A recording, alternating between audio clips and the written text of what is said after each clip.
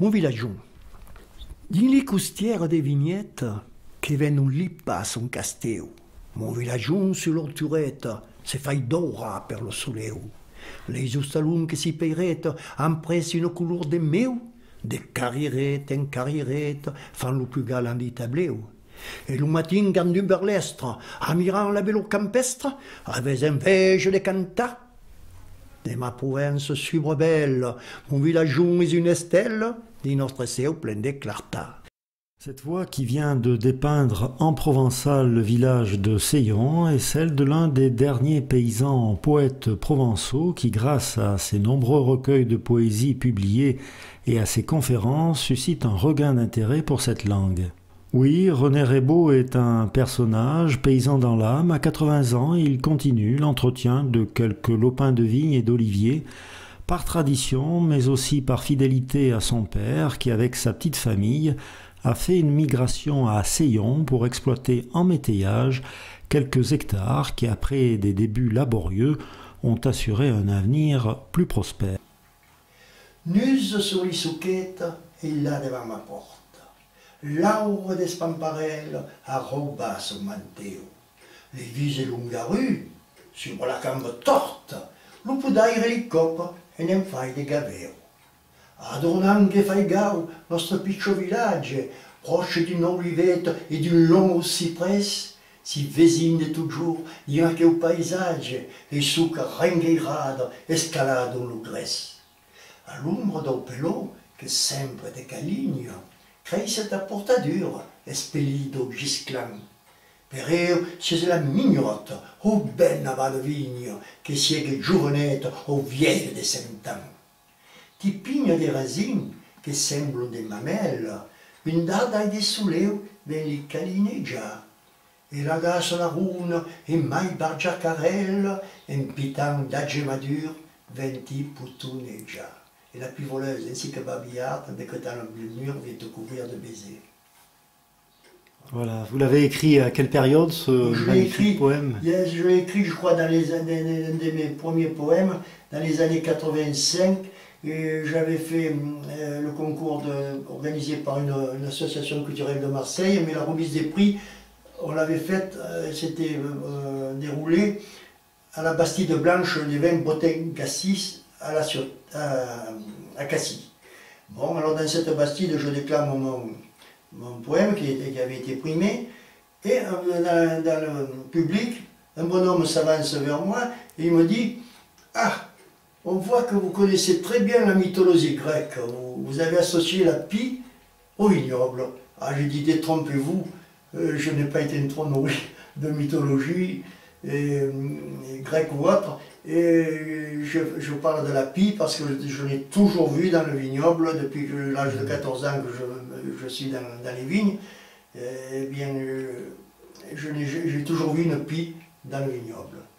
J'ai vu des corbeaux autre chose, mais les pies, ça c'est immanquablement, il y a toujours une pie dans le vignoble. Pour écrire des poésies comme celle-ci, il faut justement beaucoup marcher dans le pays, regarder, observer, contempler. Oui, c'est vrai que quand on parle d'inspiration, c'est l'amour du beau, la contemplation, mais mes poésies elles sont plutôt descriptives. Je dirais, il y a quelques envolées lyriques si on veut, peut-être, mais elles sont descriptives. Oui. Vous pouvez nous définir un peu la particularité de Seyon, qu'est-ce qui fait son authenticité, son identité? Je crois que, premièrement, oui, il y a le talent, c'est la monoculture de la vigne, mais c'était les gens des bois, parce que nous avons 2000 hectares de collines, il y a 7 ou 800 hectares de terres labourables, mais dans le nord du village, on a quand même 2000 hectares, d'autres communes sont plus pourvues que la nôtre, mais 2000 hectares de bois, et les Sillonnais, c'était des gens des collines, ils connaissent ils peuvent parcourir tous les noms de lieux des collines, ils connaissent tout par cœur, je veux dire.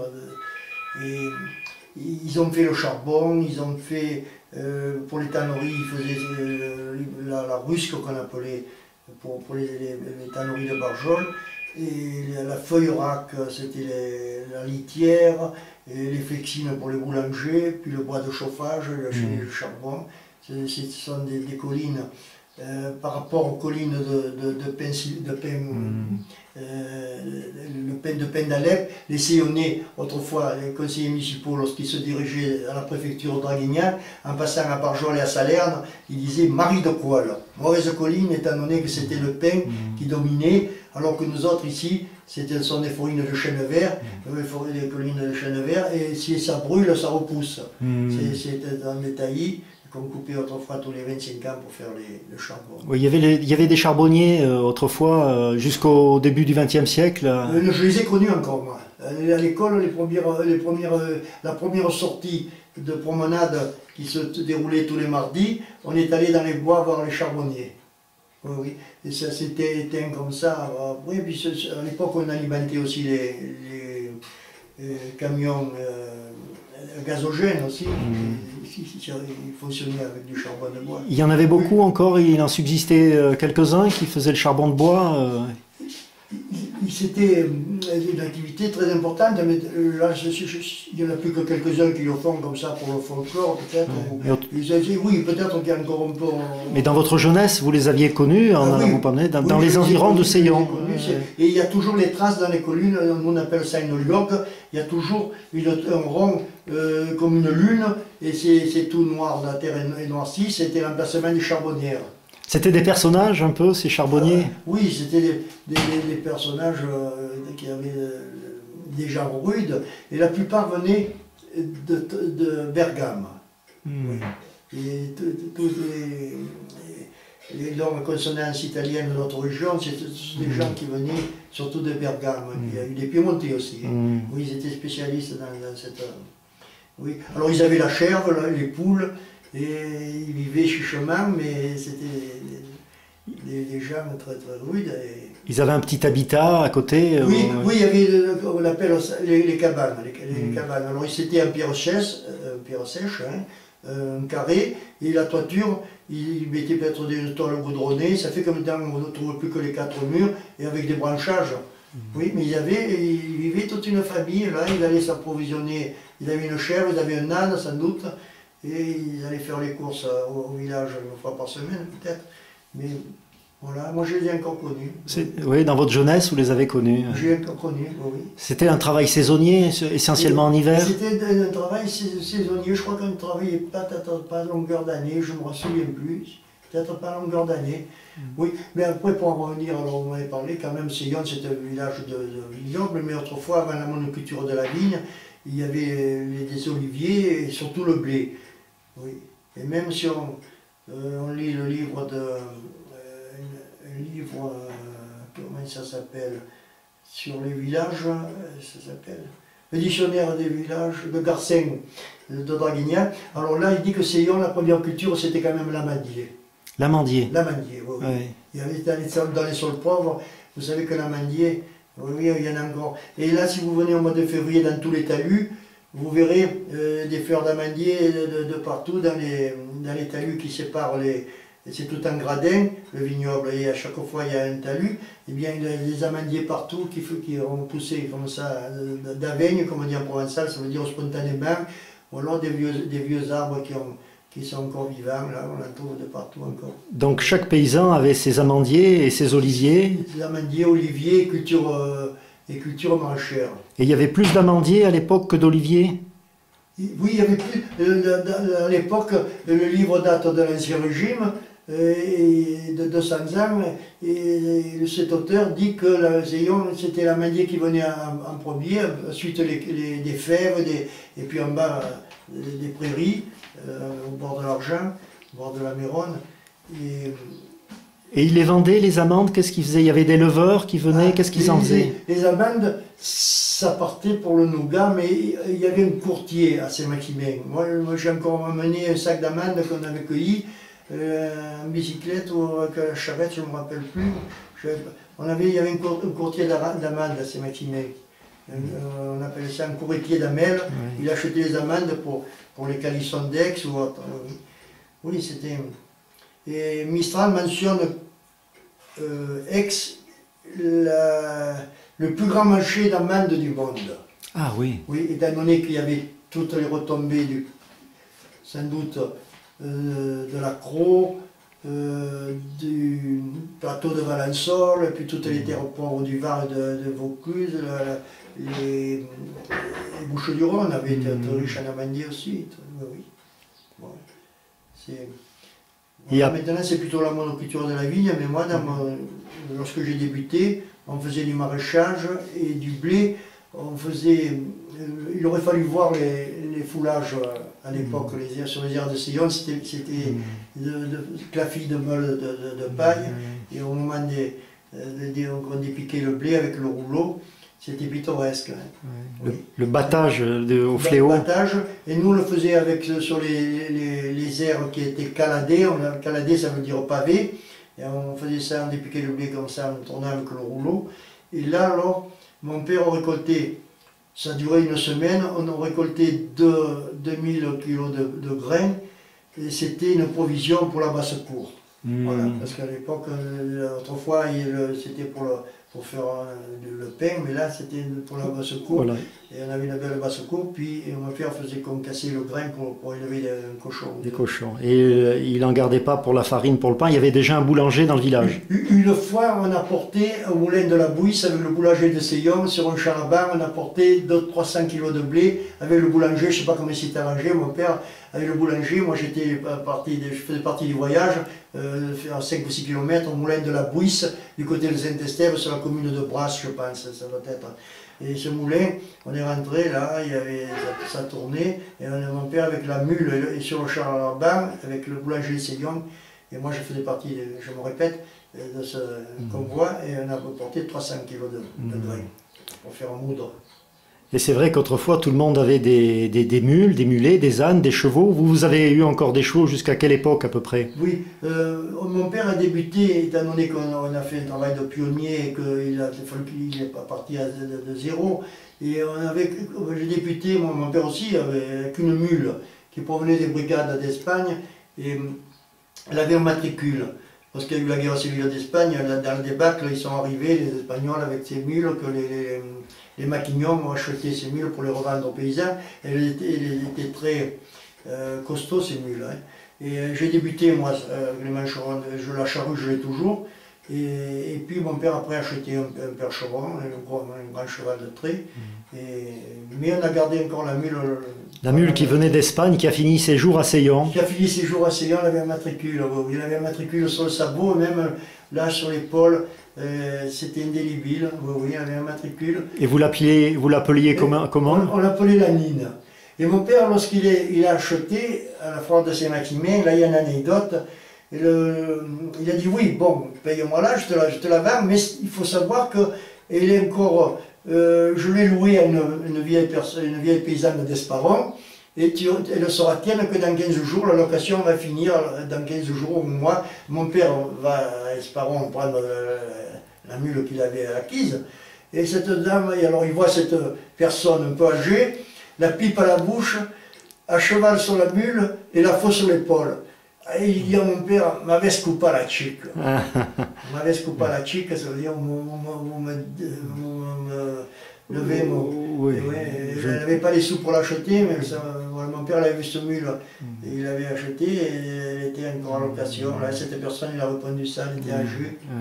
Oui. Belle histoire, oui. Et tout doucement, vous avez acheté un tracteur que vous avez encore. Voilà, après, au retour du service militaire, j'avais travaillé 10 ans avec les chevaux de trait, hein. De 14 ans à 25 ans, j'ai travaillé là, j'étais de retour du service militaire, j'avais 22-23 ans. Je dis à mon père, quand même, là, je vois que ceux qui ont un tracteur, ils étaient très peu nombreux. Hein. Dans les années 50, je suis arrivé du service militaire, mon retour, ça a été en 57. Je suis arrivé. Et alors j'ai dit à mon père, il y a 2 ou 3 saillonniers qui ont des tracteurs, là où je mets 4 jours pour labourer 1 hectare de terre, je vois que dans 1 heure il le laboure. Si tu as quelques économies, tu voudrais l'acheter. Bon, mon père m'a écouté, il a acheté le tracteur. Oui, il a acheté le tracteur. En 57. Et vous l'avez conservé encore? Oui, depuis 1958, nous avons ce tracteur. Voilà. Il y avait combien de paysans dans les années 50 à Seillon? Alors là, les exploitations étaient d'un petit calibre. Les exploitations familiales, elles étaient de 4 hectares le maximum. Et voilà, avec l'ère des chevaux de trait, c'était 4 hectares. Et lorsqu'on s'est modernisé, mécanisé, j'en ai groupé 4 d'exploitation, oui. Du temps des chevaux de trait. Ça fait que s'il y avait 100 paysans, par exemple, et maintenant il n'y en a plus qu'une dizaine. Oui. Et moi je suis hors de combat, là, mais je travaille en dilettante. J'ai encore quelques terres pour m'oxygéner. Mais les exploitations, elles sont de 40 hectares peut-être maintenant, oui. C'est plus le même genre. Voilà, ils sont sur le tracteur. Je ne vois plus un paysan avec la pioche, avec un ciseau à la main. Ils font venir des saisonniers, ils sont tellement pris par le commerce du vin, voilà, c'est plus pareil, mais ils sont toujours... il y a une belle activité viticole à Seillon, même la coopérative s'est beaucoup agrandie, puisqu'elle a reçu les renforts de Barjol, et tout le monde s'est regroupé sur Seillon, Barjol, Fox-en-Fous, 7 ou 8 coopératives, ça va jusqu'à Ops, ils viennent apporter leur récolte à la cave dite de Saint-André à Seillon. Est-ce qu'il reste encore une vie de village aujourd'hui en 2015 à Seillon? C'est plus le village rural que j'ai connu, bien sûr. On est passé peut-être de 200, 300 à 3000 habitants, mais c'est l'amalgame, je veux dire, ça ne se fait pas toujours. Mais quand même, les associations culturelles font que les gens se rencontrent quand même, les nouveaux, les anciens, oui. Je traverse le village depuis la poste jusqu'au château. Quelquefois, je rencontre 10 personnes et j'en connais qu'une ou deux. Oui. Même j'ai des voisins là où ils sont très gentils et tout, mais on n'a pas de grand contact. Les gens que j'ai connus sont tous au cimetière, j'allais dire. Les Seillonnais de souche, moi je suis déjà une pièce à rapporter, mais les Seillonnais de souche de ma génération, ils se comptent sur les doigts d'une main. Oui, une pièce rapportée qui est arrivée à 7 ans quand même au village, donc vous avez... Bon, je crois que j'ai le droit de citer, mais... On peut dire que vous êtes enraciné à votre aise ici. Oui, je me suis enraciné. Je n'ai pas toujours été en communion avec la population, parce que moi j'avais l'Italie, puis le pays de mon père où j'allais passer mes vacances, ou alors dans le Vaucluse où on avait gardé des amitiés, où j'allais quelquefois passer mes vacances du côté d'Avignon, du côté de l'Italie, ou là-haut dans les Alpes-Maritimes. Ça fait que j'avais plusieurs patries et je vivais en campagne et bon, les gens étaient très sympas avec moi, mais je me sentais plus en communion vraiment avec la terre. Oui, c'est la terre qui était votre ressource. Oui. Alors, dans ce village, comme ça, quel est le coin qui vous semble encore le plus cocon, le plus préservé depuis votre jeunesse, qui est resté encore un peu intact? Ça serait quel coin du village où vous aimez encore aller et qui vous rappelle votre enfance? Il y a quand même un quartier, tout le versant du sud, là, il est assez protégé. Il y a un quartier vers l'ouest, où ça s'est peut-être un peu trop abîmé, urbanisé. Les endroits où il y avait les oliviers aussi. À l'époque, il y a eu une crise, ça s'explique, comprenez, les gens ont vendu des terres, puis la mairie a aussi fait des lotissements. Il y a un endroit où c'est on pourrait dire que c'est le nouveau Seillon, voilà. Et là, les gens font leurs courses à Saint-Maximin et tout. Quelquefois, peut-être on ne vient même pas dans le vieux village, mais c'est pas général quand même. Il y a pas mal de personnes qui sont très intéressantes, qui tirent le... Même la mairie maintenant est prise par des gens comme Seillonnais de souche, mais des gens qui viennent d'ailleurs et qui sont très cultivés et tout, qui tirent le village plutôt vers le haut. Vous allez vous promener au pied du château vers le belvédère qui domine tout le pays, pas loin des troglodytes? Oui, c'est vrai que je fais toujours ma petite promenade, là on embrasse un horizon formidable, il y a mieux que ça à Saint-Julien-le-Montagnier, mais vous vous rendez compte, on voit les préalpes du Sud, enneigées l'hiver, on voit, en regardant bien par le temps clair vers le levant, on voit les cimes des morts, on voit plus proche, on voit les Bessillons avec la Loube, et bien sûr en face, au sud, on a la Sainte-Baume, et vers l'ouest de ma maison, je pourrais vous faire voir, là on voit les crêtes quand même de Venture, du mont Venture, la montagne d'Aix, nous on l'appelle le mont Venture, mais c'est la Sainte-Victoire. On voit les cimes de... Alors vous vous rendez compte, et vers le nord, alors les Alpes du Sud, et je crois que il y a une cime enneigée qui serait aussi peut-être la montagne de Lure, mais on ne voit pas le Ventoux. Le Ventoux, peut-être il faut aller à Saint-Jean-le-Montagnier pour le voir, là, c'est encore mieux. Mais Seillon, déjà, on embrasse un horizon formidable, formidable, puisque dans l'ouest, on voit les cimes de la montagne Sainte-Victoire, et puis là-bas, vers l'est, on voit loin aussi, hein, et vers le nord, alors. Oui. Et je sais que lorsqu'on partait en promenade, on demandait, quelquefois quand le temps n'était pas sûr, est-ce qu'on peut... alors, il nous répondait en provençal, ce bon vieux, il disait, ah, des fois il était un peu, par ironie, il disait, ah, je vous le dirai ce soir, le temps qu'il va faire. Mais quelquefois il disait, ah, c'est pas de la pluie, la Sainte-Baume ne marque pas la pluie. Après il se ravisait, il dit, j'ai pas vu la Moussirenque. La Moussirenque, c'était les montagnes de Moustier, qu'on voit, là on voit même la cassure de regardant. Alors il n'avait pas regardé vers la Moussirenque, vers le nord, en quelque sorte, vers le nord-ouest, et nord-est plutôt. Il disait, il faudrait peut-être voir, parce que là aussi il y avait des indices, selon le nuage, selon la direction du vent, ou bien la brume ou autre, qui révélait dans la météo populaire. Oui, alors, il avait le sens de l'observation. Il n'avait pas de montre, quand il arrivait, il plantait le bâton, puis il voyait. Puis il se fiait aussi, lorsqu'ils étaient en bas du village, le soleil, l'ombre, par exemple, à la marquise du château, à la génoise du château, là c'était selon la descente de l'ombre. L'orientation, la descente du soleil, il savait l'heure. Moi-même, je ne regardais pas la montre lorsqu'on travaillait. Oui, vous saviez à peu près au niveau du soleil quelle heure il était. D'ailleurs, on travaillait d'un soleil à l'autre. Hein. Oui. Avec une pause quand même. Oui, oui, on faisait des pauses. Oui, on faisait la pause de la sieste, c'était très important. Vous comprenez, on traite les gens du midi comme nonchalants, mais on ne peut pas travailler aux heures chaudes. Hein. Bien sûr. Oui, on travaillait, quelquefois, selon les moissons et tout, on travaillait aux heures chaudes, même s'il fallait sulfater, mais sinon, si on faisait plutôt la fraîche l'été. Oui. Le matin de bonne heure Le matin de bonne heure et le soir. Moi, quelquefois, je partais, lorsque je labourais, le cheval, il était envahi par les temps orageux, par les tames et les mouches. Je partais vers 5 heures, et ma mère m'appelait à la tombée de la nuit, plus bas, elle m'appelait, René, rentre, j'étais à la tombée de la nuit, oui, je labourais encore, ça me plaisait le labourage, oui. Ouais, jusqu'à 10 h du soir ou jusqu'à 9 h, vous laboriez. Et en été, c'est quand même une saison où le soleil tape ici, donc vous faisiez une grande pause dans l'après-midi. Oui, c'est vrai que j'en ai souffert, hein, j'étais quelquefois déshydraté, tout, et je me souviens que lorsque un nuage passait, et que ou bien qu'il y avait les Mistral, c'était plus rafraîchissant, je m'en félicitais, parce que le nuage passait, que recouvrait le soleil, oui, parce que travailler sur la chaleur, c'est dur, c'est terrible. C'est accablant. Oui. C'est un peu comme si, au moment de midi, on vous dirait d'escalader sur le mont Aurélien, sur la Sainte-Baume.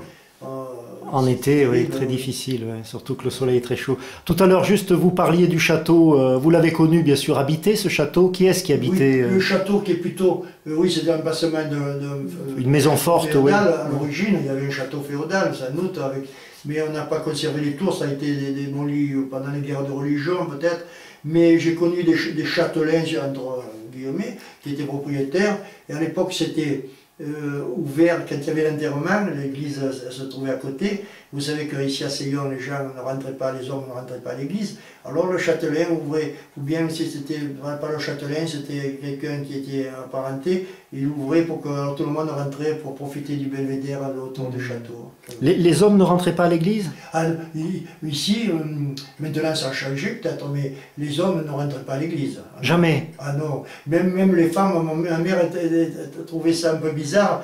Et lorsque nous sommes arrivés, une personne, une bonne vieille de 80 ans, ou 90 ans, s'était fait enterrer civilement. Ma mère elle trouvait ça un peu, oui. Voilà. Et les femmes jouaient aux cartes aussi, au cercle.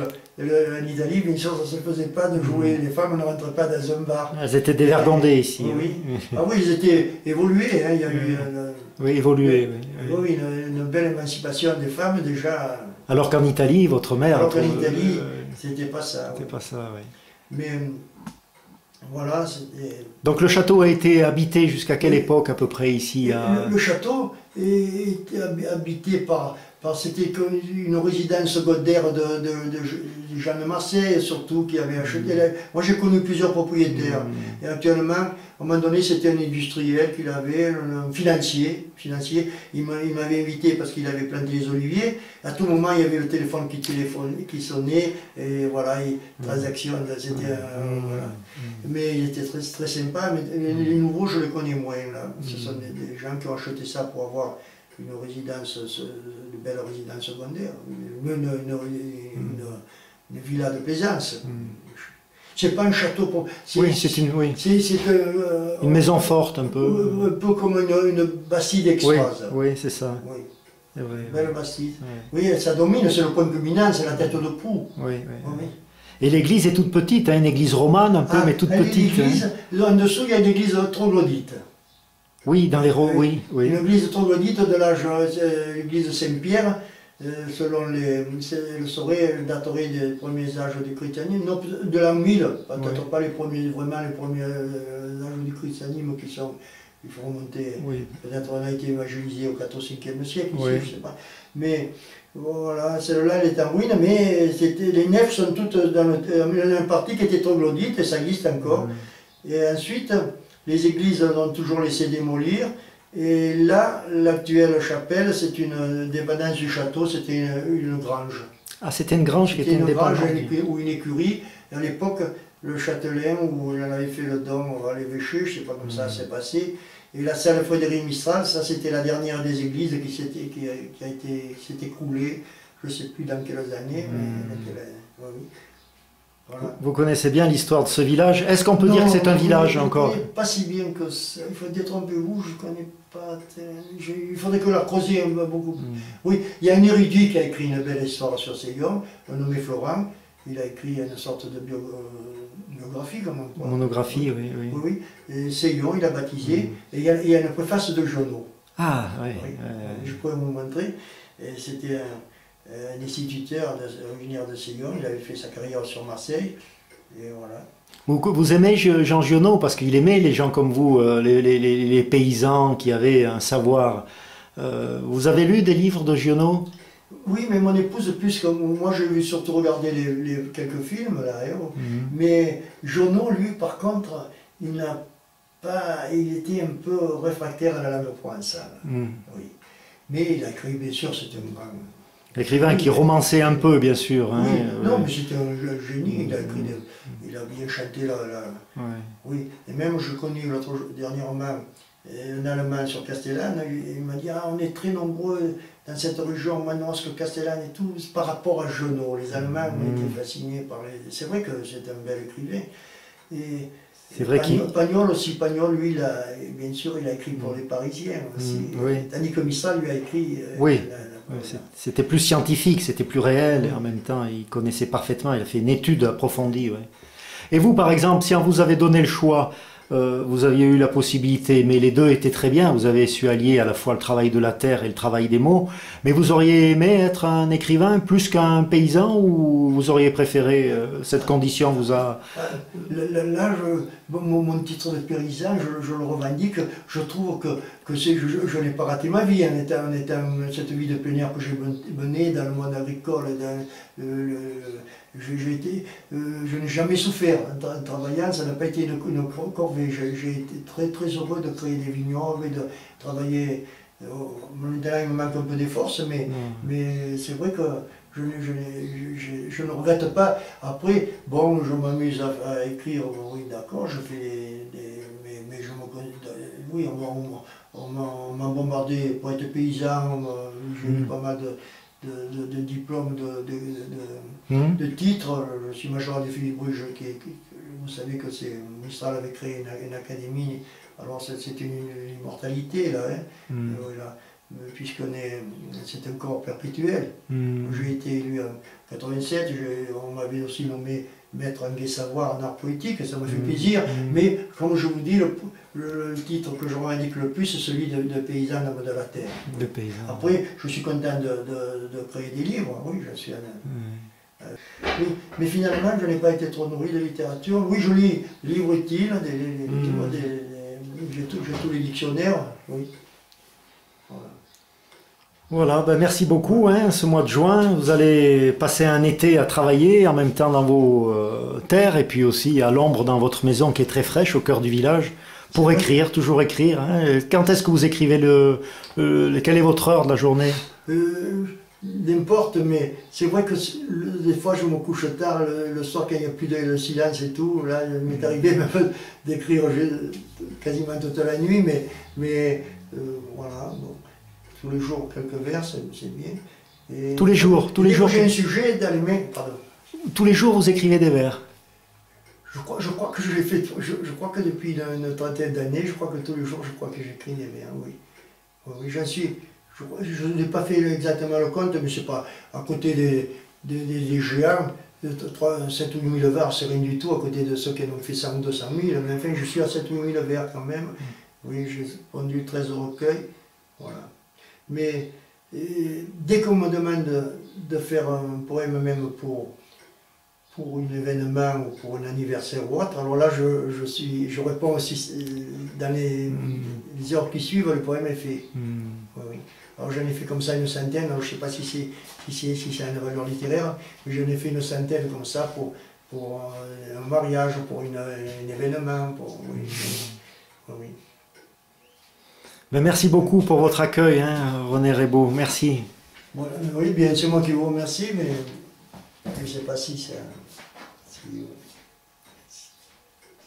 j'ai assez parlé, je veux dire, si ça y même par là.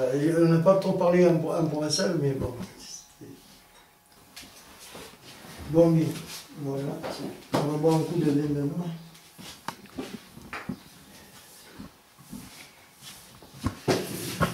Ah, j'avais levé mon chapeau quand même.